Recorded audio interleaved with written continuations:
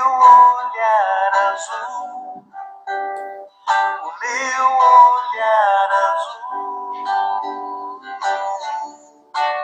Tchururu, tchururu, tchururu, tchururu.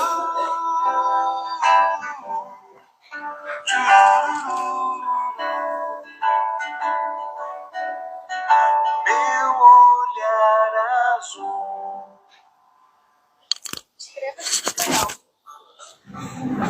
Olá, gente, o meu olhar azul de Marcelo Serralva.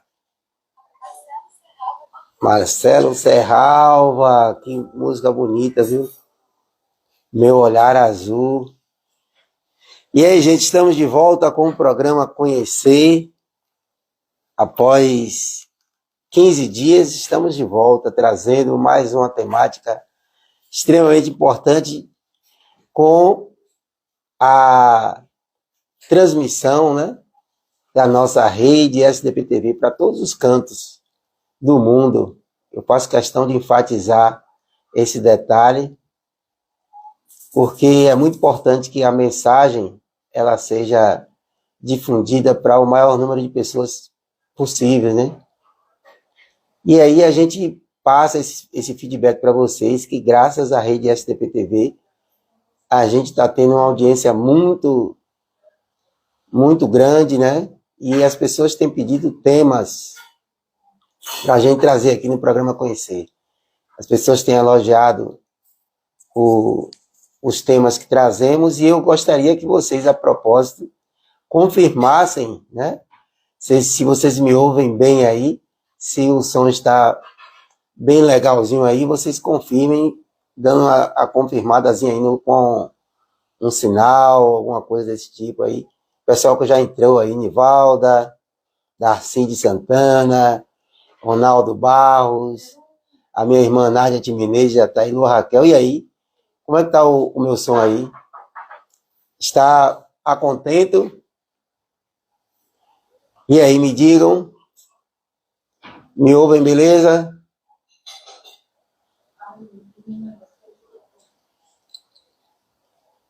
Botar aqui, né? Porque se eles não estiverem ouvindo, eles vão ler. Não é isso?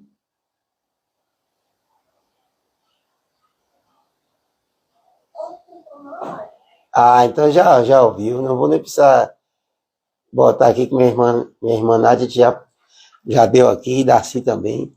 Então eu vou chamar logo a minha irmã Nádia de Menezes para poder a gente já iniciar essa temática tão importante, né? Vou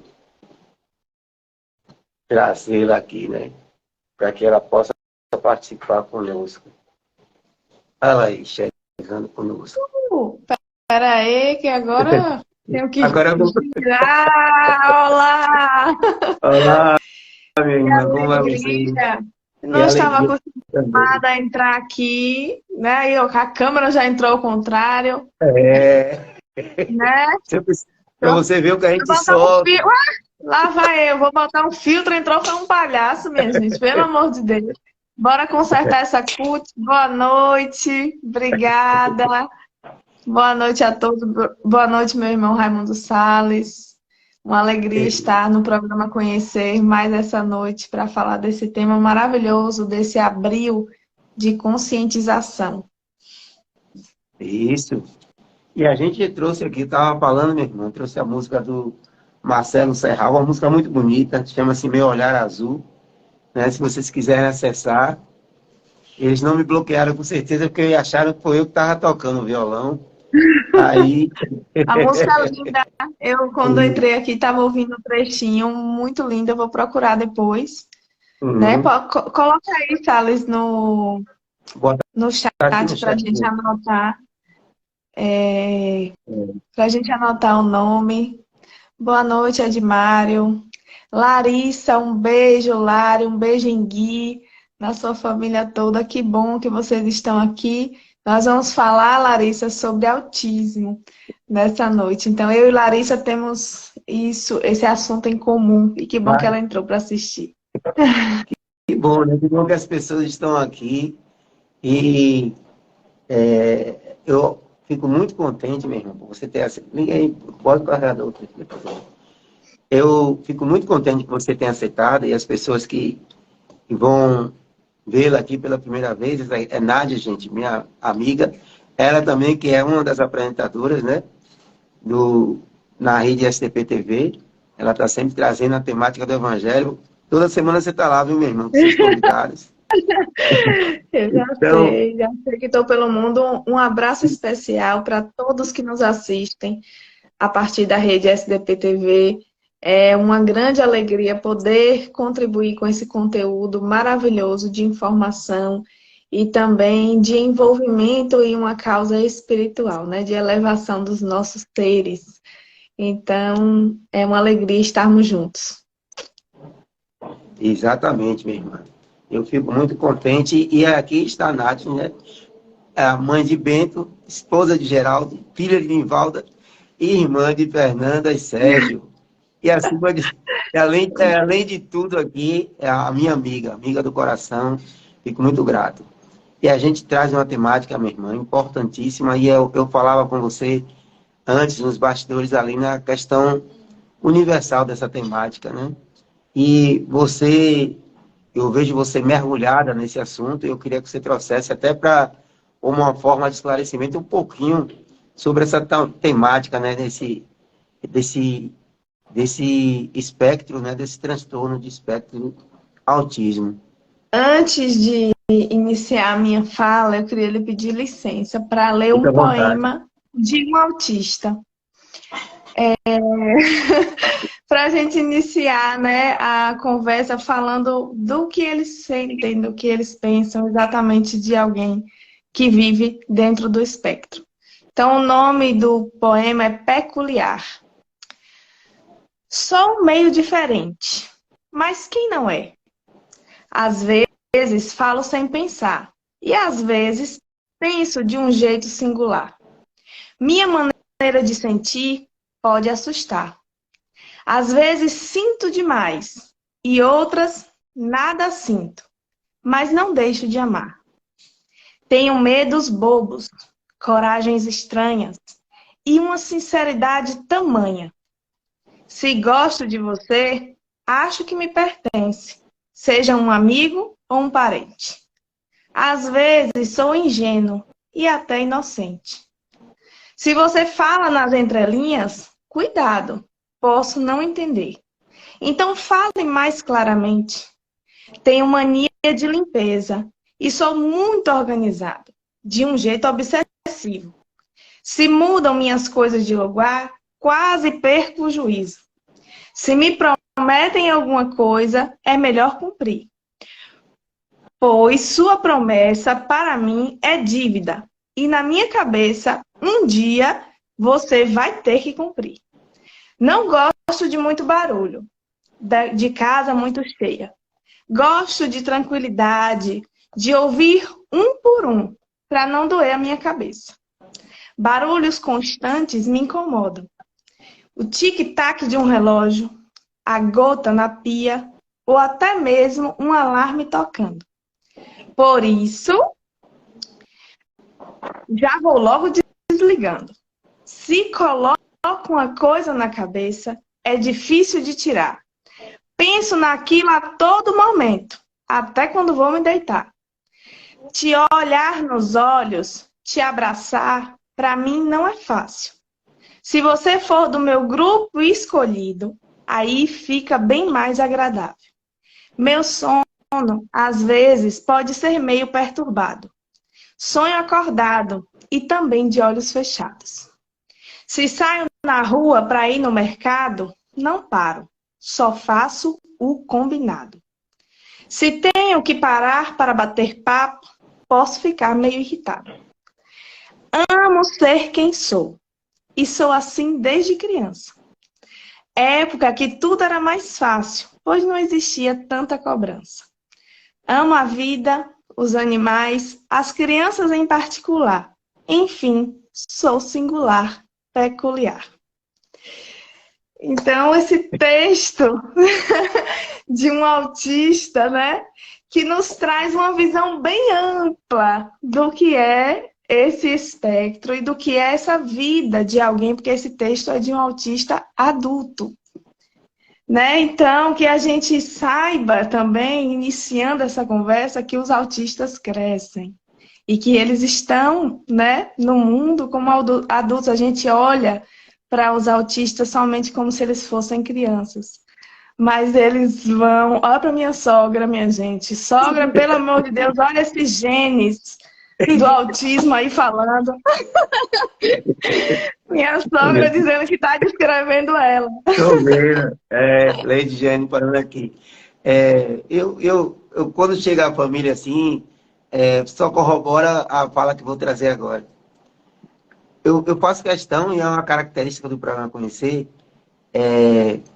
esse ar de simplicidade e de família e de dia a dia que faz com que as pessoas até tenham a maior facilidade de se expressar na temática que é trazida. E os comentários também ficam mais fáceis de ser trazidos, né? Mas quando você traz essa abertura, que você recebeu essa intuição aí, se por si só a gente trouxesse para interpretação esse poema maravilhoso, já seria o suficiente para a gente entender, do ponto de vista familiar, do ponto de vista a miúde, o que é o autismo, porque ele já expressa o sentimento de um ser normal, né? É do ser normal. A gente estereotipa, na verdade. A gente toma como referência essa normalidade, essa normose que a gente está acostumado e embute no outro a condição de ele ser como nós somos, né? É verdade. A gente cria uma expectativa. Obrigada, Salles. Realmente inspiração, viu? Porque a gente precisa apresentar ao mundo, né, as diferenças exatamente como elas são. Eu acho que é muito importante a gente perceber e saber que todos nós somos diferentes, né? Ele já inicia o texto dizendo, eu sou diferente, mas quem não é? Todos nós temos as nossas particularidades, aquelas coisinhas que a gente gosta mais, mas essas coisinhas não interferem, não causam assim algo que pode, né, te dar uma sensação de não pertencimento ao mundo. Né? A gente consegue manobrar, a gente consegue utilizar as máscaras sociais. Né? A gente consegue estar nos ambientes, mesmo sem incomodado, um pouco incomodado, mas a gente continua ali. E a pessoa autista, ela não fica. Ou se ela ficar, ela vai entrar aí no que os especialistas chamam de momentos de crise, né? Se ela for forçada a ficar nesse ambiente que causa, né, esses estranhamentos e essas dificuldades que, na verdade, não são dificuldades que são só comportamentais. São dificuldades que estão com base, né, no funcionamento do cérebro dessa pessoa. Então, não é só uma coisa que ele poderia controlar. É um cérebro que funciona diferente do cérebro típico. Né? Então, é bom que a gente entenda, não é algo que ele vai poder fazer igual a nós, mesmo ele treinando muito, ele sempre terá uma dificuldade, né? Mesmo ele fazendo muitas terapias, mesmo ele buscando, né, ajuda e esteja sendo acompanhado por uma rede de apoio muito boa, ele ainda sentirá dificuldades, porque, na verdade, é uma função do cérebro, né, do desenvolvimento cerebral que não funciona da mesma forma do que as pessoas típicas. Então, a gente precisa ter um pouquinho de cuidado e paciência e entender essas particularidades dessas pessoas, como elas realmente são, não são coisas que eles podem controlar. Então, vamos dizer assim, né? É algo realmente do funcionamento. Você trouxe hoje é dia de corroborar.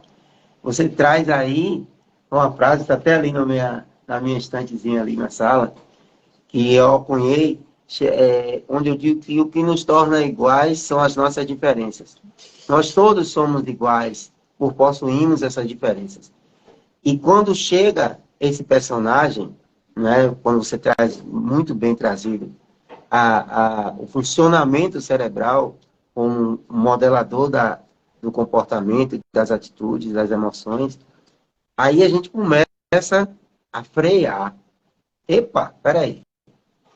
Eu tenho que começar a lidar com esse ser que é, ao mesmo tempo, igual e diferente de mim, de uma forma diferente daquilo que eu coloco como usual. Por isso que eu inicio falando de a gente começar a ver um outro olhar, né? E, às vezes, eu quero que você, até antes de você trazer a própria definição, minha amiga, eu queria que você trouxesse em si, já que você vai falar essa particularidade, quando você começa a fazer esse mergulho para conhecer essencialmente esse espectro, aquilo que esse próprio espectro transforma em você, Nadit, enquanto mãe, enquanto ser humano. Queria que você trouxesse um pouco. Antes de eu falar dessa minha experiência, eu vou dizer assim, assim, minha sogra se identificou aí. Eu Nós vi. podemos nos identificar com diversas características de pessoas autistas, né? Várias coisas daquelas ali que foi descrito naquele poema, muitos de nós em alguns momentos sentimos, né? Algumas dificuldades com sons, com muito barulho, alguma necessidade de ficar mais em casa, né? Que não é uma pessoa muito social, mas que a gente saiba que são mais de 1000 genes relacionados ao autismo. E esses genes estão em mim, estão em Salles, estão em todas as pessoas. Só que existe um tipo de junção desses genes, né, que fazem com que aquele indivíduo tenha, né, as características e feche o diagnóstico de autismo. Então, a gente precisa ter bastante cuidado, porque segundo os estudos, né, 90% dos casos, 90% da explicação para o porquê da pessoa nascer autista, em 90% é genético, né? E nessa fusão aí desses genes que já foram relacionados ao autismo. Então, muitos deles nós podemos ter, e podemos ter algumas dificuldades, mas isso, porventura, não vai causar em nós um transtorno, né? Então, a gente precisa entender que nós podemos ter uma coisa que se chama fenótipo ampliado, né? Que são algumas características, mas que não fecham um diagnóstico, não lhe causa prejuízos na sua vida. E você vai ter também o autismo, e só um médico. Eu não estou aqui nessa condição, nem de médico, nem de psicólogo, nem de especialista. Estou hoje convidada como mãe de autista. E como isso impactou na minha vida, na verdade foi um divisor de águas da vida, né? Receber o diagnóstico para mim, ao mesmo tempo que eu fiquei pensando assim, o que é que eu faço a partir de agora? Né? Foi a primeira coisa. Sim, tá bom. Ele é autista. E agora? O que é que eu vou fazer? Porque não tem remédio, né? O tratamento é a base de diversos tipos de uma terapia, né? Me ajude. Multiprofissional, né? Multiprofissional, multidisciplinar, exatamente. Isso, multidisciplinar. E eu não sabia, né? Eu não estava pisando o meu pé naquele mundo a primeira vez. Mas realmente foi um divisor de águas na minha vida. E no momento foi um grande alívio, porque eu já percebia, como mãe, as diferenças de meu filho em relação às outras crianças. Mas quando eu comentava com as pessoas, elas diziam, não, menina, isso aí vai passar. Né? Ele vai se desenvolver, ele vai aprender, ele é pequenininho ainda. Mas só que alguma coisa dentro de mim, né? Porque eu já tinha visto outras crianças e porque, não sei, no meu coração eu sentia que existia alguma coisa diferente, um pouquinho a mais, né? E realmente, a partir do momento que a gente iniciou essa busca, né? As coisas foram se clareando e o mundo que a gente ingressa, esse mergulho que você disse aí que a gente faz, é um mergulho que não tem fim. Até agora eu não achei o fundo desse mar, não pisei o pé no chão. Mas o que eu tenho aprendido é surreal, né? Não tem, o que isso tem me ensinado como ser humano, né? Como mãe, mas muito mais como ser humano, é incrível. Né, Dona Elisete dizendo, mãe sabe de tudo. A gente sente, né, Dona Elisete? Aí quando o médico disse aí me deu vontade de dizer assim a todo mundo, tá vendo que eu disse que não era, que não era normal, né? Que ele não ia conseguir sozinho, né? Eu tentava estimular muito e não havia resposta, né? E algumas características que são porque Bento, Bacanas. gente, ele é nível 1. Né? Ele é nível 1. Então, quando as pessoas olham para ele, porque as pessoas buscam a fisionomia, eu acho, o autista, na verdade, que é o autista severo, que é o autista nível 3. Né? Que agora, antigamente era autismo leve, moderado e grave. Agora é nível 1, 2 e 3. As novas diretrizes aí do Manual Diagnóstico DSM, né? DSM, DSM-5, Manual sim. Diagnóstico de Doenças, Transtornos Mentais. Se você conhece Exato. bem esse, DSM-5, ele traz, né, o que a pessoa tem que ter, né? Porque é um diagnóstico clínico, em observação de comportamento, não tem nenhum exame, mesmo que você faça os exames genéticos. Os exames genéticos de hoje não são completos a ponto de você encontrar esses 1000 que eu falei. Você vai encontrar alguns e pode não encontrar outros, e aí nunca fecha uma coisa. Né? Então, o exame é de análise de comportamento. Perfeito. Então, alguns Você, comportamentos são mais desafiadores, alguns comportamentos são mais difíceis, e por mais que eu estimulasse, eu não tinha a resposta para aquilo. Então, aí a gente vai, né, percebendo. foi bom você trazer, quando você fala aí, minha amiga, bom, porque já começa na temática que a gente traz, que é justamente o preconceito. E o preconceito, já a própria palavra já diz, a gente traz um conceito sem ter o conhecimento aprofundado sobre determinada temática. E aí as pessoas começam a estereotipar. E você trouxe esse importante. O conjunto, né, de ocorrências que traz, haja vista que a própria ciência não tem ainda o descobrimento, né, o conhecimento necessário para dizer que é ou não é de uma forma basicamente biológica, né? Ela vai trazer essa observação multidisciplinar que você traz. E aí é que as pessoas, na tentativa de acalmar, sobretudo a mãe, que é o principal personagem, né? Geralmente, pelo menos os estudos que têm sido feitos, e as pessoas, na busca desse equilíbrio, de tranquilizar essa mãe, não é isso, não é isso, mas a mãe no íntimo, e a gente entra aqui numa questão intuitiva, né? Às vezes tudo a Instintiva. gente, né? É Não é isso? instinto A gente já, também.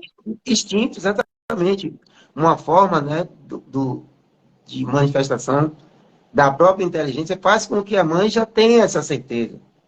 O que ela vem agora é de que forma ela vai lidar com, quando você falava desse poço que você ainda não chegou. Porque o poço você está construindo efetivamente um poço, onde você faz o revestimento, onde você acalma, você assenta para que esse poço não desmorone, e você vai enchendo ele do próprio conhecimento vivencial, diga-se de passagem. E Exatamente. quando você começa a enchê-lo das vivências, né, das emoções, das dificuldades, você começa a sair desse poço efetivamente pelo conhecimento, não é? Ó, E eu vou te ver, dizer uma coisa muito importante que você falou. Esse poço que eu estou construindo, Larissa, não sei se ela está aí, que é mãe de Gui, ela está construindo o dela também. E o poço dela, se eu mergulhar, eu não reconhecerei nada desse poço. Porque nós estamos falando de dois seres autistas que são amiguinhos desde a creche, mas que são completamente diferentes. Então, as experiências que ela tem são completamente diferentes das experiências que eu tenho. Porque essa construção desse saber se refere ao meu filho. Perfeito. Existem os estudos, né? Existe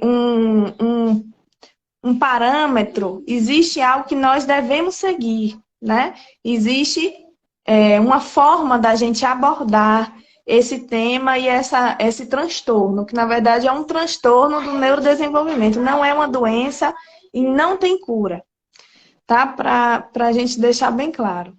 Antes de eu continuar, eu quero mandar um beijo para a Luane, que mandou aí orgulho de mim, né? A gente se conhece, ela conhece Bento desde a barriga. E aí a gente conversa, troca figurinhas de mães. Um beijo, Luane, você é maravilhosa. Essa coisa que a gente vai construindo, a gente vai aprendendo a enxergar esse ser que não consegue manifestar da mesma forma que eu e que você as vontades dele, nem a forma como ele tem para se comunicar, para dizer o que ele quer, para dizer que ele quer ir ao banheiro, por exemplo, para dizer que ele sente fome, né? Tudo isso você vai sentir. E aí você abre, e eu vou partir agora, peço licença, para um ponto de vista espiritual. Porque você vai sentir aquele ser. E aí eu vou contar para vocês a minha experiência desde o início até o dia que eu recebi o diagnóstico, que eu não entendia nada do que estava acontecendo comigo. Porque desde o momento que eu engravidei, que eu sentia um medo absurdo daquele momento que eu estava vivendo. E a mesma coisa, todo mundo dizia, não, é normal. Toda mulher, quando engravida, sente esse medo de ser mãe. Mas eu, no fundo, sabia que o meu medo estava sendo, assim, muito avassalador. Eu estava com um medo exagerado. E a partir desse medo e dessa vivência, eu enfrentei, após o nascimento de Bento, a depressão pós-parto. E aí eu tinha muito medo. Um medo, gente, que eu não sei nem explicar para vocês. Eu não sei explicar o tamanho desse medo, mas era surreal. Um medo dele morrer, né? Medo de alguma coisa muito ruim acontecer. Um medo terrível, que me fez muito mal durante muito tempo. Fiz terapia e faço até hoje. Precisei de acompanhamento com um médico psiquiatra por conta do exagero que era o medo que eu tô falando para vocês. Aí, no dia que eu recebi o diagnóstico, e o médico disse, seu filho é autista. Na hora que eu saí da sala do médico, para esperar um pouquinho ele redigir o relatório, eu sentei embaixo de uma árvore. E aí, nesse momento, eu disse assim, Nájat, agora eu estou entendendo por que a gente sentiu tanto medo. Porque você já sabia que ele seria diferente dos outros e dos desafios que você ia enfrentar enquanto espírito. Então, eu não estava ouvindo a mim mesma, enquanto, né, eu estava vivendo aquela coisa da maternidade, os sustos que a gente leva, né, o momento do nascimento, todo aquele encantamento do bebê, e a depressão que as mulheres normalmente têm, né, que é natural, aquele baby blues, mas que o meu foi ficando mais grave. Então, eu não estava ouvindo o meu próprio ser que me dizia que algo que eu enfrentaria, né? E naquela hora, quando eu olhei para tudo que eu tinha vivido atrás, eu pude respirar e me perdoar. Foi o primeiro momento. Eu achava que eu tinha me perdoado, mas eu só me perdoei naquele dia. Quando eu saí da sala do médico, que ele disse, seu filho é autista. Sentei embaixo da árvore e pensei, nossa senhora, era tudo isso mesmo? Era por isso que eu estava daquele jeito? Então agora vamos seguir em frente. Se era isso, eu estou pronta para enfrentar. Foi esse meu pensamento, né? Então foi assim que eu iniciei essa jornada, assim, com um auto perdão muito grande em relação a esse momento que eu vi que eu achava que eu não amava meu filho, que eu achava que eu estava fazendo tudo errado. Então, inclusive, inicialmente, eu não vou deixar a Salles falar hoje. O programa Conhecer é meu. Não é? Nem É, quero. inicialmente, né, logo nos primeiros estudos sobre o autismo, houve um equívoco, né, sobre um artigo publicado por um médico especialista lá dos Estados Unidos, que ele disse que a culpa da criança ser autista era da mãe que era fria. Ele colocou esse conceito de mãe fria. Vocês podem procurar aí na internet, né? Então, como eu conseguia observar do ponto de vista espiritual, eu não me tratei como uma mãe fria, porque na verdade eu realmente não fui. Embora eu tive depressão, eu sempre dei a ele todo o amor que eu podia, né? E tive apoio também, muito apoio, para que eu pudesse fazer as coisas, né, da forma certinha. Da forma que toda mãe deve fazer, manifestar aquele amor que é gigante que brota dentro de nós. Mas existe, e se eu tivesse lido isso antes desse meu auto-perdão, eu ia me culpar pelo meu filho ser autista. Então eu quero que vocês que estão me assistindo ou que vão me assistir depois, que são mães de filhos autistas, olhem bem para mim. Vocês não têm culpa de nada. Vocês estão fazendo o melhor que vocês podem. Eu tenho certeza que o filho de vocês tem a melhor mãe que eles poderiam ter. Então, sintam-se acolhidas, abraçadas, porque não é uma trajetória fácil para nível 1, nível 2, imagine nível 3. Mas a gente precisa se auto-amar, se perdoar e fazer o melhor que a gente puder fazer dentro do que a gente consegue para os nossos filhos. Então, é um recadinho só para É a cadão. gente. Amiga, deixa eu pegar esse. Hoje eu quero deixar você falar aqui demais, porque por mais que eu traga teoria aqui, a vivência prática, ela contagia, né? Ela faz com que todos esses que estão aí assistindo e que vão assistir depois, como você bem falou, obrigado meus colegas aí, colegas de profissão que entraram aí, que estão mandando as suas mensagens, né? E as pessoas também agradecendo aí o programa Conhecer a você, minha amiga Nádia. Mas quando você traz essa particularidade, a gente não tem como falar de qualquer que seja o transtorno sem falar da imortalidade da alma. Quando você abre esse leque da imortalidade da alma, a gente já faz o primeiro questionamento. Por que, Nádia? Por que a colega que você falou? Repete o nome dela. Eita, Larissa. Larissa. Né? E por que você que me ouve também, que é mãe de Olha aí, seu uma Silvinho tá criança idônea? falando que tem um neto autista com 15 Pronto. anos. Por que seu Silvino tem um neto? A gente pergunta se a gente não considerar a imortalidade da alma, primeiro a gente vai ver o que a gente sempre fala, minha amiga, né? Essa injustiça divina que a gente, ainda por incipiência, delega, né? Dá a esse Deus essa injustiça. Mas quando você fala de um outro prisma, onde você vê que tudo tem um porquê e estamos fadados a esse crescimento, o transtorno passa a ser temporário. Mas o aprendizado pelo lidar com e o próprio indivíduo que chega momentaneamente com esse transtorno de espectro tem um porquê, porque ele vai efetivamente corroborar nessa justiça divina.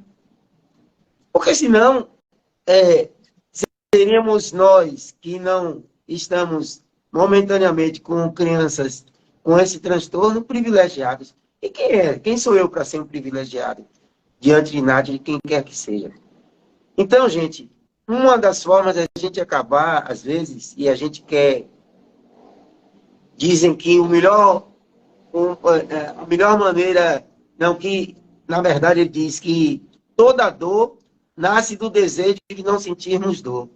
Aí as pessoas acham que, por falta desse conhecimento, que um exame de sangue vai diagnosticar um autismo.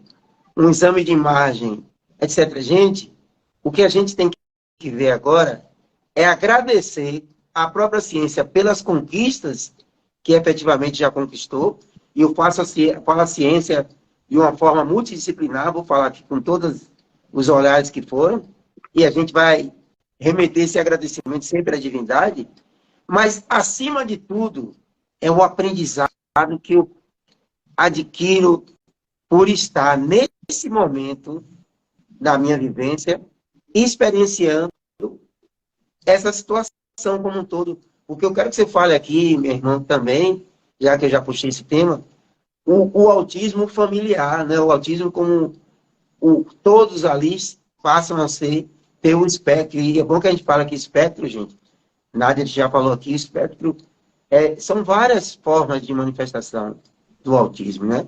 Por isso que chama-se de espectro de autismo. Então, eu queria que você trouxesse aqui, minha irmã, porque as pessoas, com certeza, vão se identificar nesse autismo por osmose, você é que existe esse termo. Eu quero mandar um beijo para seu Silvino e para a dona Marlene, que estão compartilhando conosco os seus netos, bisnetos autistas, né? Forças para vocês na condução destes espíritos. Sala está falando uma coisa muito importante sobre o avanço da ciência, tanto no diagnóstico como no tratamento dos autistas, né? No controle, na condução desse transtorno de neurodesenvolvimento. A gente estava conversando antes também nessa estatística de 1 para cada 36 crianças, né? E este número tem uma tendência muito grande de aumentar, justamente pela possibilidade de fazer esse diagnóstico bem mais cedo, que é o diagnóstico precoce, né? E de maior número de pessoas. Então, a gente vai ver isso acontecer. E a gente sabe, espiritualmente, por que a ciência avançou nessa tarefa de, né, descobrir cada vez mais rápido e mais precocemente. É porque nós estamos entrando nesse momento de regeneração em um mundo onde os seres que vão reencarnar não são iguais a quem nós éramos quando éramos crianças. Não é que todas as crianças terão o transtorno ou algum transtorno de neurodesenvolvimento, que não é só o autismo. São diversas atipicidades do cérebro, né? Então, que a gente perceba que as crianças que vão nascer a partir de agora, no mínimo, são diferentes de nós, né? A forma de se comunicar, a forma de viver, a forma de se relacionar será completamente diferente. Então, eu tive a impressão, desde o momento que Bento nasceu, que ele tinha esquecido como era que ele precisava se alimentar. Ele tinha esquecido que ele precisava se alimentar enquanto espírito. Passou-se 15 dias, ele perdeu bastante peso do dia que ele nasceu, porque ele não sabia que ele precisava comer. E eu também só vim perceber isso depois, né? E até hoje, se eu não der a comida na boca dele, ele com 3 anos, ele não come. Ele só vai comer aquelas coisinhas preferidas que não são as comidas, né? Que são nutritivas, né? Que são nutritivas. Então, essa questão de alimentação, de sono, da forma de se comunicar, de olhar ou não no olho das pessoas, de permitir ou não que as pessoas toquem em você, né? Tudo isso faz parte desse grande espectro. Os especialistas dizem que não existe um autista igual ao outro, né? Não existe nenhum que seja igual ao outro. Então, por isso, se debruce no conhecimento da sua pessoa que é autista. E, como Sara está dizendo, acolham as famílias das crianças autistas. Porque ali existem pessoas com necessidade mesmo de serem abraçadas. Porque quem cuida também precisa ser cuidado, né? Também precisa, de alguma forma, essas pessoas que são familiares de pessoas autistas, seja direto, pais e mães que são mais diretos, né? Ou indiretamente, elas precisam de conscientização e de acolhimento. Porque muitas vezes a gente peca, né? Pecar no sentido de errar, de se equivocar. A gente se equivoca por não saber nada sobre aquele assunto. Aí a gente diz assim, minha, que criança mal educada, né?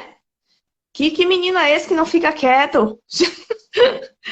E por aí vai, não é só isso que a gente fala. Os olhares atravessados quando uma criança faz birra dentro de um supermercado ou de um restaurante. Seja uma criança típica ou atípica, ela pode fazer uma birra em qualquer lugar. Porque o cérebro de uma pessoa só amadurece quando ela tem 25 anos. O cérebro só está completamente maduro quando a pessoa tem 25 anos. Então, ela ainda pode ter algumas birras. Vocês já bateram porta quando estão com raiva? Bateu a porta da casa? Pisou bem forte assim no chão? Estão fazendo birra, vocês também. Então, né? A gente às vezes bate as coisas, joga. A gente está fazendo birra. Então, vamos com calma, porque aquele é um cérebro em desenvolvimento. E essa família que faz parte, essa família está batalhando todos os dias para que essa criança se desenvolva. Eu tenho inúmeras facilidades, mas eu sei de famílias que precisam carregar essas crianças pela rua a pé, para levar para os tratamentos. Então, essas pessoas estão enfrentando dentro das suas próprias casas o preconceito, estão enfrentando a falta de aceitação dos outros membros da família, estão enfrentando diversas dificuldades, porque algumas crianças autistas precisam de medicação para outras comorbidades. Porque autismo não precisa de medicação, mas apresentam comorbidades que precisam ser medicadas muitas vezes. Então, todo esse processo que essa família enfrenta na escola, gente, é uma guerra na escola. Eu estou falando de escola particular, que é o que eu botei meu filho. E já me disseram que na escola pública é bem melhor, que a guerra é menor. Mas eu não fui lá ver. Então, eu imagino que não deve ser fácil. Né? Porque pode ser que o professor tenha sensibilidade e entenda sobre autismo, mas os outros funcionários da escola não. As outras crianças, os nossos filhos, os filhos típicos de vocês, precisam conhecer sobre autismo. Porque eles terão coleguinhas na escola que são autistas e eles vão ter que aprender a lidar com essa neurodiversidade. Com uma criança que levanta da cadeira, que pula, pula, pula, faz estereotipias, que estala os dedos o tempo inteiro, que arranca os cabelos, come o cabelo, que se mutila, que rasga a pele, que puxa o pelinho da boca.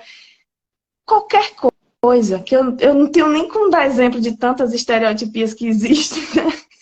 Mas são muitas. Várias, como que a gente chamava de tique, né? Tinha aquele tique nervoso, alguma coisa que você precisa compreender, que você precisa aceitar, que a gente vai ter que entrar nesse mundo neurodiverso, porque cada vez ele vai estar maior e mais forte ao nosso redor. Então, a gente precisa saber como acolher essas pessoas, porque os autistas, como eu disse logo no início, eles crescem. O netinho de seu Silvino aí está com 15 anos. Um adolescente que às vezes não sabe manifestar exatamente aquele mesmo burburinho que os adolescentes têm, para ele também tem, só que ele não sabe dizer, né? Ou, se ele for verbal, mesmo que ele seja verbal, né? Porque tem autistas que são não verbais. Eles não falam durante muitos anos, ou pode ser que nunca falem. Ou falam, mas não tem uma fala com intenção de comunicação. Né? Então, existe uma dificuldade. Você imagine, Salles, você querer falar uma coisa e não saber como dizer. Imagine a agonia que dá. Eu ia ter uma crise, porque você quer dizer algo e você não consegue concatenar suas ideias e colocar em ordem para que ela seja dita da forma como as outras pessoas se comunicam. Então, muitos autistas, eles têm a comunicação através de sinais, de pegar a Sinais. sua minha mão e apontar para o que ele quer, né? Me puxar, puxar o corpo todo e levar para onde ele quer, porque ele não consegue dizer o que ele quer exatamente. Então, todas essas formas de comunicação, né, devem ser vistas por todos nós. A dona Lisete também tem um neto de 10 anos, né?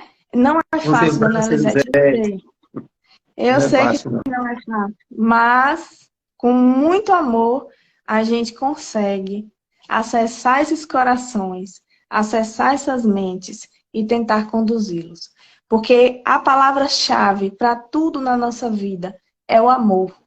E no autismo não seria diferente. A linguagem do amor é a linguagem universal da vida. Os profissionais que trabalham com crianças autistas, eu senti, quando eu entrei nesse mundo, que essas pessoas têm o amor no olhar. Elas acolhem só de você chegar. Então, quando são bons profissionais, né, que estão engajados naquilo que querem fazer, né, que querem fazer a diferença no que fazem, inclusive. Tem muitos maravilhosos profissionais na nossa cidade. Né? Não precisa vocês ficarem enlouquecendo em buscar em outros lugares, não. Aqui na nossa cidade nós temos maravilhosos profissionais renomados em autismo. Então, e principalmente que tem amor pelas crianças nesse tratamento. Né? Então, que a gente saiba falar essa linguagem, porque essa linguagem do Cristo, que foi ensinada para nós lá 2023 anos atrás, é essa linguagem que vai fazer com que a gente acesse esses corações e transforme.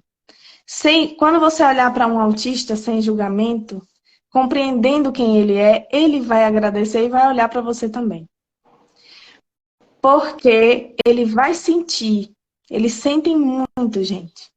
Ele vai sentir que você viu ele como ele é, quem ele é. Né? Eu me orgulho muito de quem meu filho é. Eu já me orgulhava antes e depois, pior ainda. Porque cada conquista, eu estou falando de orgulho, né? A gente fala muito sobre combater o orgulho, mas não é um orgulho, é realmente uma aceitação. Não é orgulho nesse sentido, né? É uma aceitação muito grande do ser que eu enxergo ali. Do potencial que esse ser tem. Né? Do esforço magnífico que ele faz para conseguir. Né? Ele faz um esforço tão grande para conseguir fazer as coisas que a gente sente cada vez mais uma aceitação e sente que você está aprendendo cada vez mais com essa pessoa.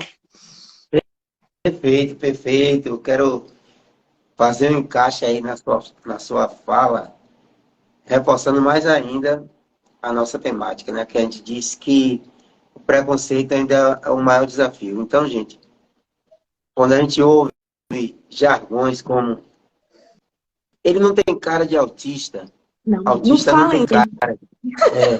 Não, por favor. não existe, autista não tem cara. Uma outra coisa que a gente tem falado muito, sobretudo, o TDAH, transtorno de déficit de atenção, e a gente tem observado, inclusive na hiperatividade, várias crianças que foram dopadas, né, por desconhecimento ainda dessa palavra que você traz aí, chamada amor, que o amor é o elo, né, de confiança, de se estabelecer confiança entre nós, seres, nós aqui, ditos normais, e os que agora estão com o transtorno. Então, quando a gente se alimenta, se arma de amor, né, tudo diminui, tudo vai para o seu devido lugar. Deixa eu só te fazer não quero te interromper, né? Porque é muito importante o que você está falando. Mas você falou sobre o transtorno de déficit de atenção e hiperatividade. Eu acredito que esse transtorno um dia deve mudar de nome. Porque como você pode dizer que alguém tem um transtorno de déficit de atenção, se em algum momento ela tem hiperfoco no que ela gosta, no que ela se interessa, ela tem uma coisa que se chama hiperfoco. E essa pessoa se torna um grande especialista naquilo que ela tem esse hiperfoco. Algumas empresas estão utilizando-se de pessoas com transtorno do neurodesenvolvimento para contratar pessoas com hiperfoco. Porque eles são os melhores profissionais, por exemplo, para controle de tráfego aéreo.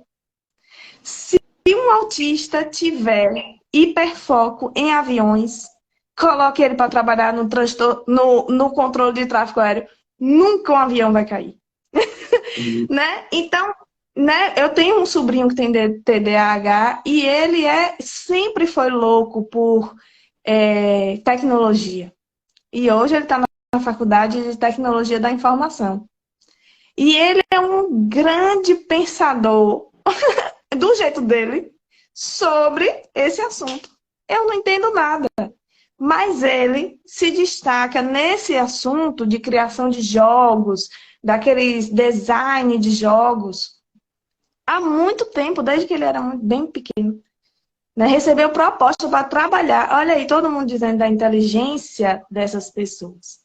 Não está relacionado a nenhum desses transtornos a pessoa ter dificuldades cognitivas.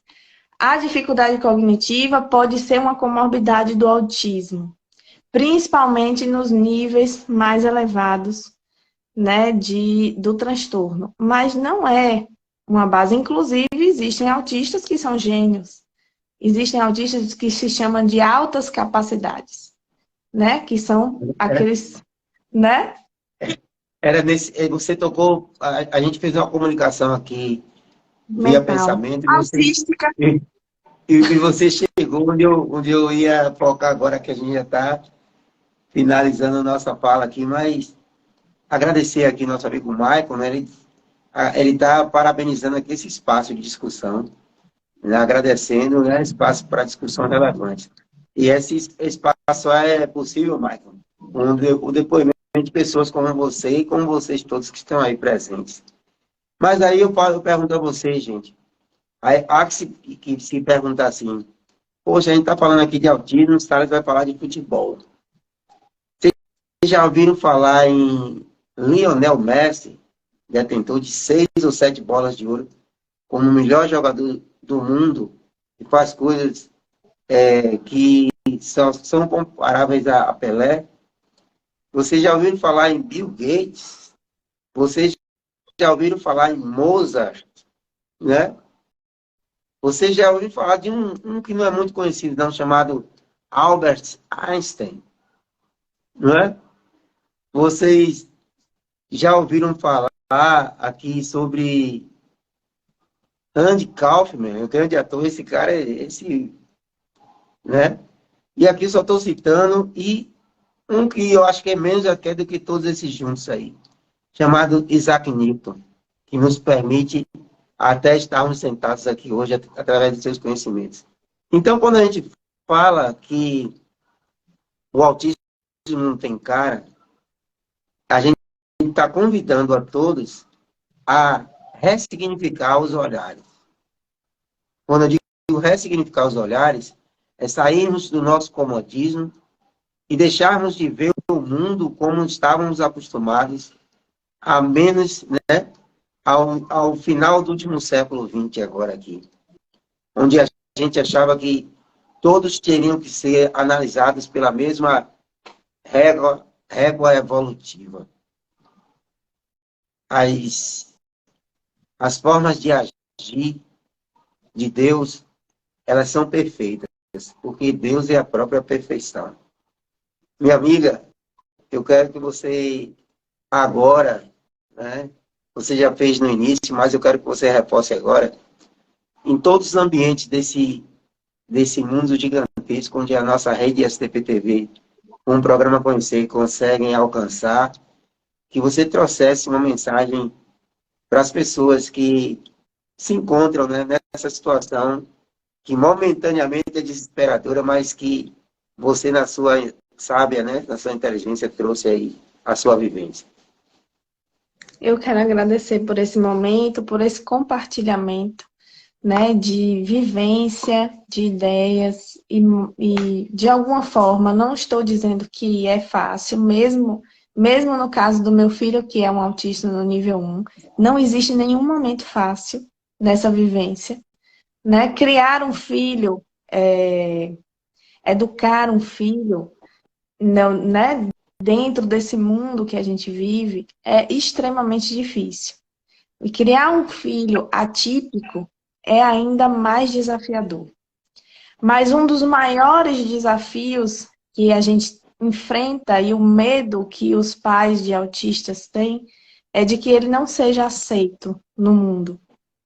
Então, um programa como esse, falando sobre conscientização, conscientizando, falando sobre os sintomas, falando sobre as vivências, falando sobre as dificuldades, faz com que as pessoas entendam, nem que seja um pouquinho, ou fiquem curiosos, Isso. né, sobre o transtorno, sobre estas pessoas e a forma como nós devemos simplesmente respeitá-las como indivíduos singulares, né, como disse o poema inicial, né, peculiar, mas que tem um potencial incrível de transformação de todos nós. Porque muitas vezes em um ambiente escolar, por exemplo, acredita-se que aquela criança vai atrasar as outras crianças dentro da sala de aula. Quando, na verdade, aquela criança é uma oportunidade das outras crianças aprenderem a conviver.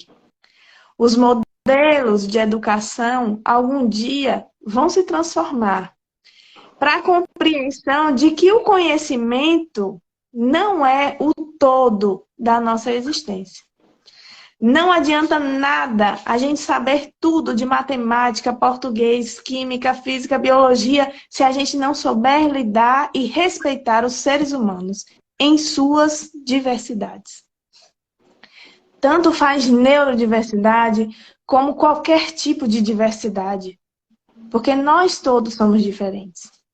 Então, que a gente saiba e a gente possa vivenciar a forma de amor que o Cristo nos ensinou. Porque se a gente conseguir ensinar isso para os nossos filhos, ensinar isso em todos os ambientes que a gente for, nenhum pai de autista vai ter medo de que seu filho não seja aceito no mundo. De que ele sofra exclusão e preconceito simplesmente por ele ser quem ele é. Então, que a gente tenha mais momentos de conscientização sobre esse transtorno e sobre tantos outros que existem e sobre todas as formas de diversidade que existem, para que a gente viva cada vez mais em uma verdadeira fraternidade. Eu quero ler mais um poema para a gente finalizar. E esse poema também é de um autista. Olha, para trazer um fechamento sobre inclusão, porque o poema se chama Construindo Pontes. Então, vamos lá. Vou deixar aqui. Eu sei que você e eu nunca fomos iguais. E eu costumava olhar para as estrelas à noite e queria saber de qual delas eu vim. Porque eu pareço ser parte de um outro mundo. E eu nunca saberei do que ele é feito, a não ser que você me construa uma ponte. Construa-me uma ponte. Construa-me uma ponte de amor. Eu espero pelo dia no qual você sorrirá para mim. Apenas porque perceberá que existe uma pessoa decente e inteligente, enterrada profundamente em meus olhos caleidoscópios. Pois eu tenho visto como as pessoas me olham, embora eu nada tenha feito de errado. Construa-me uma ponte. Construa-me uma ponte e, por favor, não demore muito. Vivendo na beira do medo, vozes ecoam como trovão em meus ouvidos. Vendo como eu me escondo todo dia. Estou apenas esperando que o medo vá embora. Eu quero muito